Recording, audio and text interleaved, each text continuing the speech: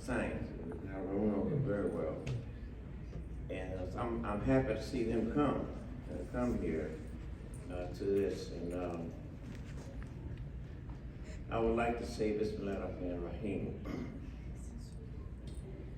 Thank you, Harun. Harun is like my blood brother. And I got another one right over here too with this camera here. He's my brother Masood, right? Yeah, Masood. Yeah, doing very well.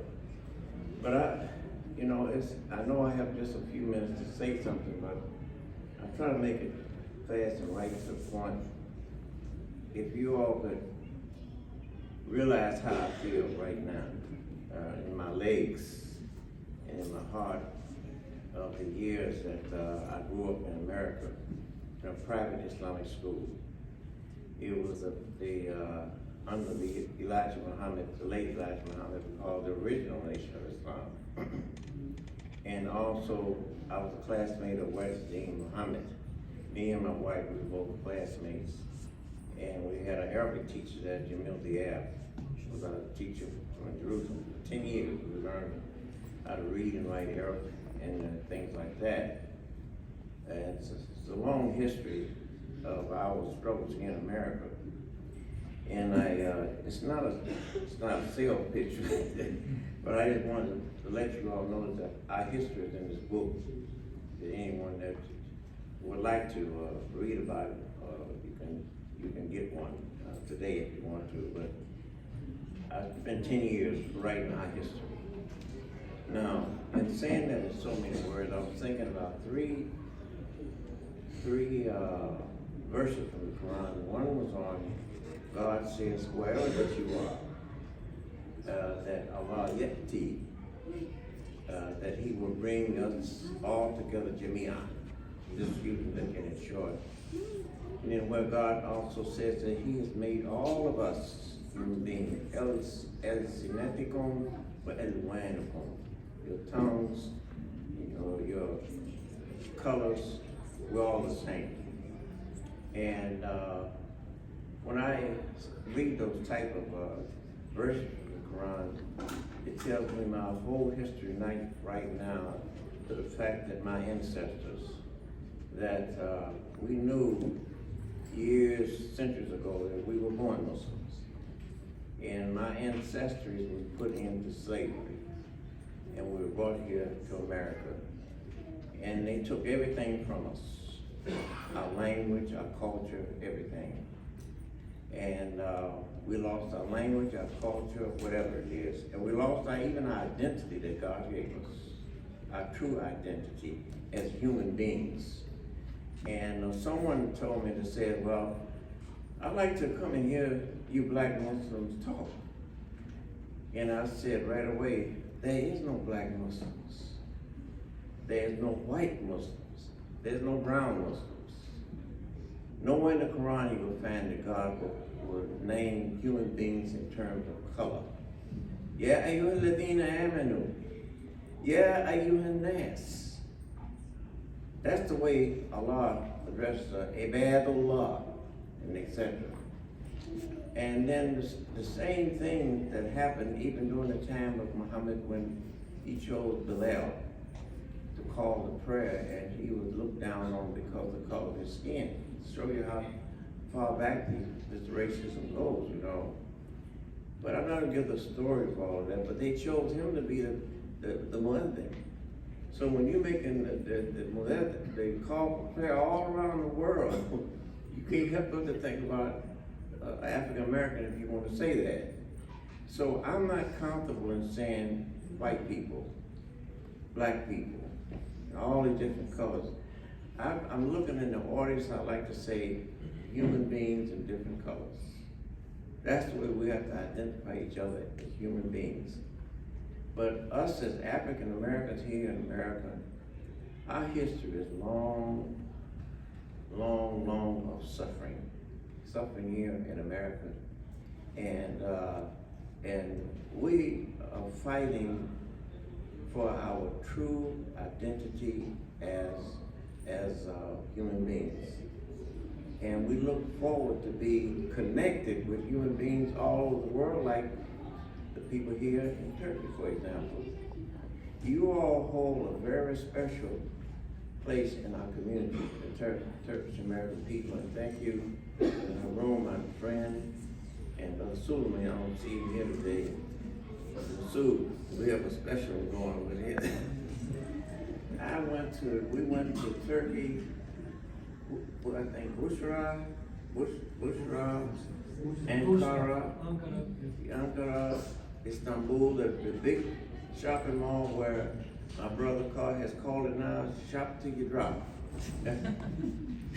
We can't wait to get back there. I love Turkey. I fell in love with you all, I'm sorry. I fell in love with it. I'm not, it's in my side, I'm saying this. Because I had a chance to come there and meet real people. The people, they didn't know me. I was walking down a private street and they would welcome us. We would hug each other. Welcome, brother, welcome, brother. Do you know how that's set with us? When we was told back in the slavery, they said that white people was whatever. I don't like to use these words. But when I made Hajj, and when I went to Turkey, I was convinced. And I thank Allah for you all, my dear brothers and sisters, for you all welcoming us. I feel like I grew up with you. You know, you warmed our heart. I couldn't be around better people than this. Donald Elijah Muhammad. I think some of you all know his history about creating a nation of Islam. A short story about this real quick. I traveled with Malcolm X. You know, I was like, he's right here I am. When we was learning Arabic, I was only 14 years old. And we went there to help set up Muslim temples all over the East Coast. So my brother, Elijah Muhammad Jr., and a couple others, we was out helping Malcolm X recruit people to what we call Islam. And he would call me up there to recite Quran. And he'd say, we got a black man here. He knows his own language. Come on up here, brother, and recite some Quran for us. And then I come up there and I recite Al-Fatiha and they would clap. Oh, they were so happy just to hear Al-Fatiha. That type of an era during that time was so great, but it's over now.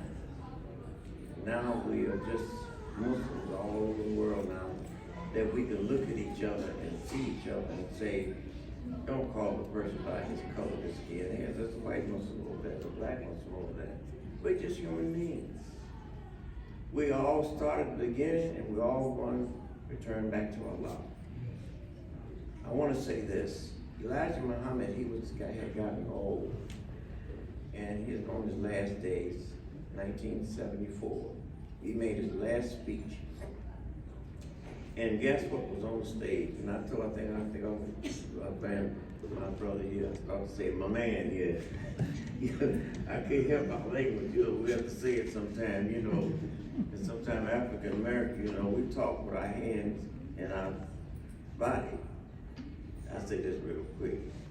And so, brother walked up to her and said, hey, brother. He said, man, how you doing? And he said, I hear you. That's what we do sometimes. You think that we just playing doing this, we're talking to each other.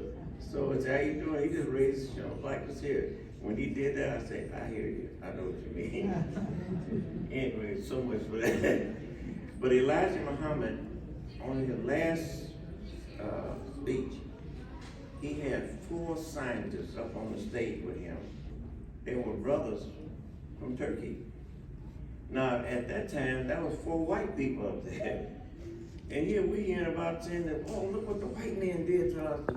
Oh, it was so much during the civil rights movement. I'm thankful Allah it's over. Subhanahu wa ta'ala. I'm glad it's over with. But he had 4 Caucasian, I'm going to use the right term, Caucasian Muslims. Turkish brothers. 4 Turkish brothers. 4 Turkish brothers. You hear what I said? Not men. 4 Turkish brothers was on the stage with Elijah Muhammad. and he honored them on the stage, and about 15,000 was there. He turned around and he said, "You see these people? These are your brothers. I want you to respect them. They are your brothers, and I want you to join with them." This is what he said, 1974. And he said, "The only thing that I want you all to be is to follow this principles of this religion. Be good Muslims and follow the principles of this religion." That was his last speech of Elijah Muhammad. So I thank Allah for, I believe Elijah Muhammad connected us with people like yourselves to let us know that Muslims is more than the one that's color like me or dark or light or whatever the case may be. So when I come in here and I look at you all, I'm not looking at any white Muslims. I don't see no white people. Anybody know about any white people in here? No, I don't see any here. I think they're supposed to just left. I think it was Shaitan just left out the door. That's who left out the door. But what I'm looking at is my brothers and sisters. I could say much more, but our suffering, I think, is in some ways similar to you all's too. I know suffering that you've been through it. So when you all was hurting, we're hurting with you. It's the same thing.